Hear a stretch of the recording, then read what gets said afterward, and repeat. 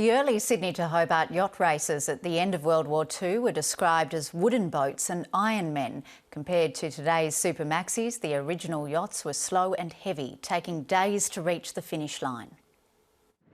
More than 70 years since it was winning the Sydney to Hobart, this old yacht is still turning heads on the River Derwent. Are you okay to tack? Okay, Leo! The Westward holds the record for being the only Tasmanian boat to twice win the Sydney to Hobart on handicap. Feels great. Yeah. Feels good. Bill Foster helped build Westward using the woodworking skills he learnt at school.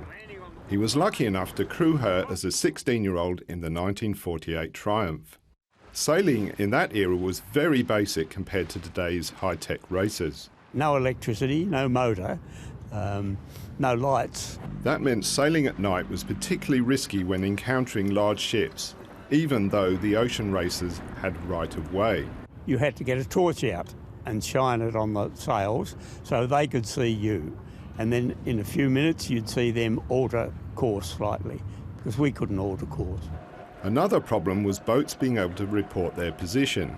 There were times when some of the crew took pigeons that they could send away to shore, you know, with a message on as to where they were. That didn't work very well. Former race director Biddy Badenek has seen the popularity of the Sydney to Hobart increase dramatically as boats became faster and more competitive. Fiberglass yachts became the fashion and a lot lighter than the wooden boats. You've got GPSs, you've got radar, all that sort of modern technology. The 630 nautical miles Sydney to Hobart is now considered the Everest of ocean yacht races, a far cry from the pleasure cruise it started out as 3/4 of a century ago. I consider myself a very lucky lad in that time. Yeah, very, very lucky lad.